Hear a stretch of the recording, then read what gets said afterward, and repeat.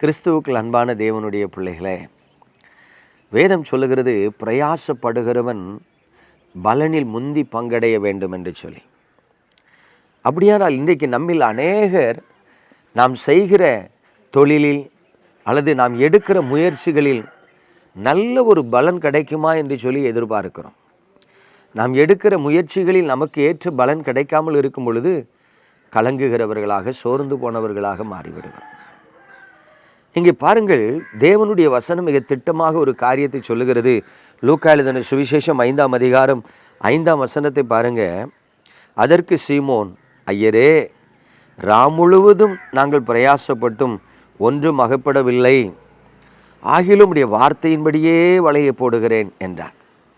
பிரியமான தேவனுடைய பிள்ளைகளே, ஒரு சாதாரண மீன்பிடி தொழிலை பேதுரு செய்து வருகிறார். ஒருவேளை அது அவருடைய குல தொழிலாக கூட இருக்கலாம். ஆகவே பல வருடங்கள் சிறு வயதிலிருந்தே மீன் பிடித்த அனுபவங்கள் பேதுருவுக்கு உண்டு. எந்த நேரத்தில் மீன் பிடிக்க போகணும், எந்த இடத்துல மீன் பிடிக்கணும், இந்த அனுபவங்கள் அவர்களுக்கு நன்றாக தெரியும். நான் பல ஆண்டுகளுக்கு முன்பதாக ராமேஸ்வரம் பகுதியில் ஊழியத்துக்கு சென்ற பொழுது அங்கே இருக்கிற பல விசுவாசிகள் மீனவர்கள் பாருங்க, விடியற்காலை 3 மணிக்கே புறப்பட்டு போவாங்க. நான் கேட்பேன், அதிகாலை 3 மணிக்கே போகிறீங்களே, விடிஞ்ச பிறகு ஒரு 6 மணிக்கு போனான்னே. அப்போ அவங்க சொல்லுவாங்க, இல்லையா, நாங்கள் 3 மணிக்கு புறப்பட்டு போனால் தான் காலையில் 9 மணிக்குள்ள திரும்ப வந்து வியாபாரம் பண்ண முடியும். 3 மணிக்கு போனால் தான் எங்களுக்கு அந்த குறிப்பிட்ட இடத்துல மீன்கள் கிடைக்கும். காலதாமதமாக போனால் கிடைக்காது. அது மட்டும் இல்லை, கடலில் எல்லா இடத்துலையும் மீன் போட்டு பிடிக்க முடியாது. ஒரு குறிப்பிட்ட இடத்துல தான் குறிப்பிட்ட வகை மீன்கள் கிடைக்கும். ஸோ அந்த இடத்த நாங்கள் கரெக்டாக அந்த காம்பஸ் வச்சு செட் பண்ணி இத்தனை கிலோமீட்டர் தூரத்தில், அதாவது இத்தனை நாட்டிக்கல் தூரத்தில் இந்த டைரெக்ஷனில் போனால் தான் அங்கே மீன்பாடு கிடைக்குங்கிறத நாங்கள் அங்கே அடையாளம் வச்சுட்டு கூட வருவோம் அப்படிம்பாங்க. எல்லா இடத்துலையும் மீன் போட்டால் என்ன பண்ணாதான் கிடைக்காதான். பாருங்கள், அவங்களுக்கு பல அனுபவங்கள் இருக்கிறது. அதே போல் தான் அங்கே பேதுரு வலையை வெறுமையை அலசிக்கிட்டு இருக்கிறார்.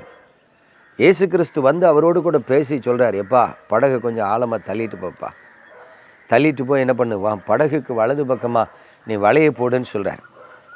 யோசித்து பாருங்க, பல வருடங்கள் மீன் பிடித்த அனுபவம் உள்ள ஒரு பேதுருக்கு மீன் பிடித்த அனுபவமே இல்லாத இயேசு கிறிஸ்து ஆலோசனை கொடுக்கிறார். எப்படி இருக்கும்? அவர் தேவனாயிருக்கிறதினால், தேவகுமாரனாயிருக்கிறதினால் அவருடைய வார்த்தை அங்கே அற்புதங்களை செய்கிறது. அப்போ கவனிங்க, இங்கே பேதுரு அதுவரைக்கும் இயேசுவை தேவகுமாரனா பார்த்தாரா, அறிந்திருந்தாராங்கிறது தெரியாது. ஏதோ ஒரு மனுஷன் வந்தார், உன் படகை தாப்பான்னு கேட்டார், தேவனுக்கு ஊழியம் செய்தார். ஒரு ஊழியக்காரன் என்று சொல்லி அறிந்து தன் படகை கொடுத்து, பொதுவாக ஊழியக்காரங்கன்னா நம்ம எல்லாருமே கனப்படுத்துவோம், அப்படி தானே? ஆமாம், பேதுரு அப்படி தான் கனப்படுத்தினார். இப்போ கனப்படுத்தின பேதுருவுக்கு தவிர்க்க முடியாத சூழ்நிலை வருது. என்னென்னா, அவர் இரவு முழுவதும் மீன் பிடிச்சி ஒன்றும் கிடைக்கல. சரீரத்தில் பலவீனம், ஆவியில் பலவீனம், சோர்ந்து போனவராக வலையை அலசிட்டு இருக்கும்போது கொஞ்சம் உள்ள தள்ளிட்டு போய் வலது பக்கம் வலையை போடுன்னு சொன்னால் உடனே கீழ்ப்படிய முடியும்னு நினைக்கிங்களா? போயாத்தூர, ராத்திரி முழுவதும் பிரயாசப்பட்டிருக்கேன், ஒன்றும் கிடைக்கல, இவர் வந்துட்டார், இவர் சொன்ன உடனே மீன் கிடச்சிருமா? பொதுவாக ஒரு சிலர் அப்படி தான் நம்ம சொல்லுவோம்.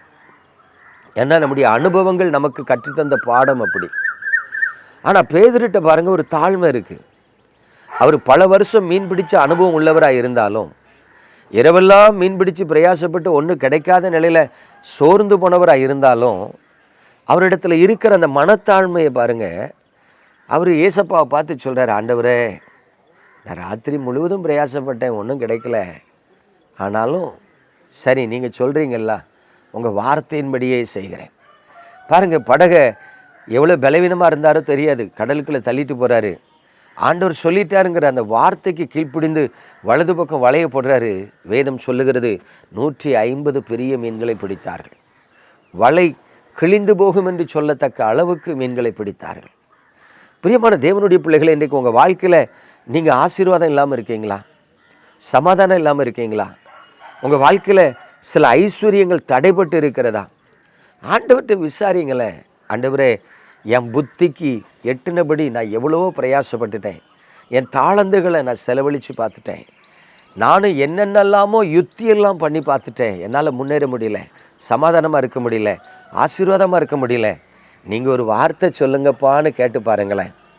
அதான் வேதம் சொல்லுது, கர்த்தருக்கு காத்திருக்கிறவர்கள் புதுபலன் அடைவார்கள், கழுகுகளை போல செட்டைகளை அடித்து உயிரை எழும்புவார்களாம்.